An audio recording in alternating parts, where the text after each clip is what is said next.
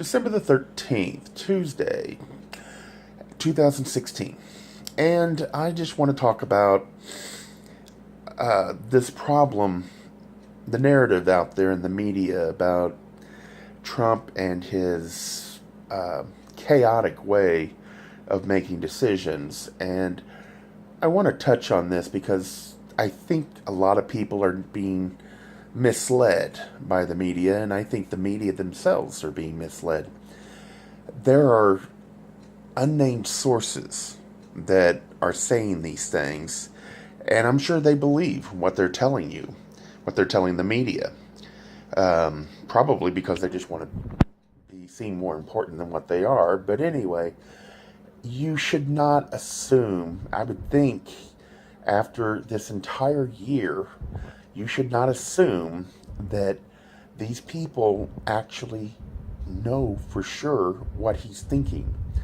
And I was looking online because I remember hearing from CBS at one point tell me that, or say on the news, that this is kind of how he does it. He manages, he talks to people, he listens to them, and in the end, he goes off to him by himself and he decides for himself whether or not he's going to go this way or that.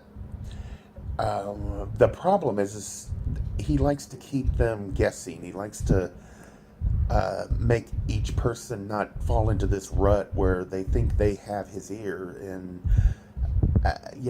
he's it won't work if you're going to sit there and act like he's going to be a regular politician. So the media really needs to wake up. Today I almost fell into the trap. They kept talking about, they talked about it Friday, they talked about it again today as if it was like a foregone conclusion that Tillerson was going to be the Secretary of State. And it wasn't until later when I looked it up that I found out he hasn't even been nominated yet. And what they're actually telling you is that these unnamed sources are saying this. And this is exactly what was happening this entire year. And the media keep playing as if they figure he's going to sometime decide to become a politician. And they keep messing up. They keep giving everybody the wrong information because they won't accept the fact that he is a different politician. Why should he change his way of doing things when it got him elected? The ideal that they kept saying for over a year now that he couldn't win, and yet he won the nomination. And then for months after that, they said he couldn't win the presidency, yet he won. I was positive he was going to win all along. So it was clear if you listened to what he was saying, not what the media, but he was saying, you knew for a fact what was going on.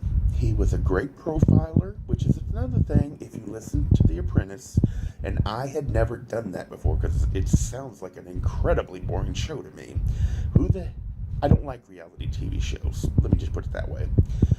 And so I'd never watched it before, but while I was looking for the CBS News analyst talking on YouTube, I came across this comment on it was like the first minute of the text, and I do have it on my Facebook page.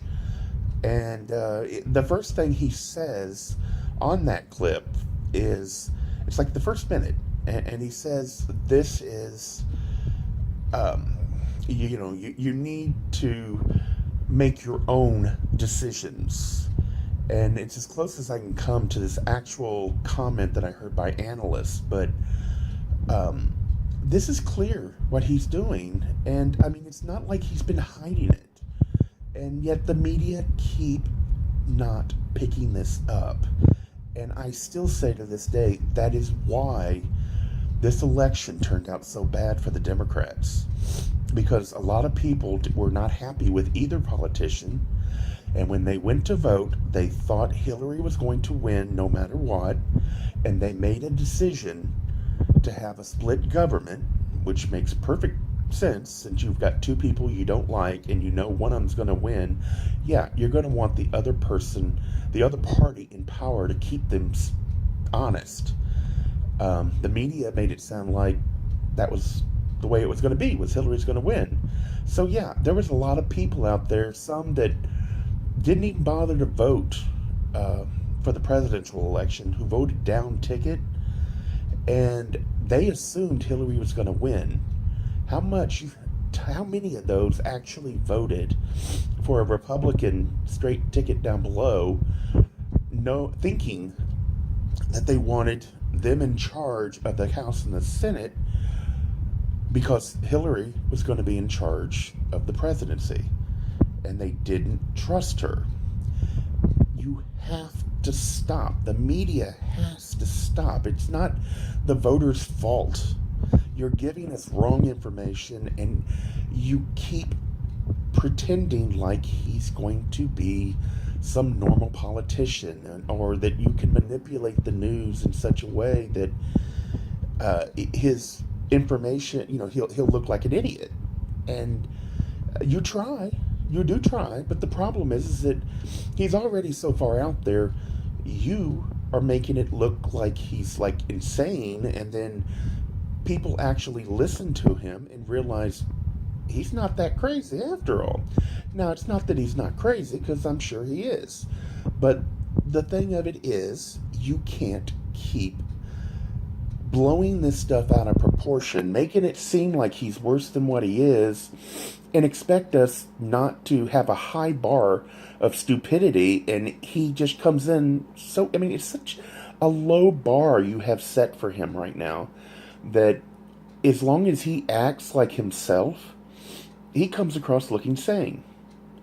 And it's only because the reporters are actually playing in like they normally do. This is not something new. This is the only reason why this is working, is because he is not playing the game the way other politicians have been playing it for years, for decades.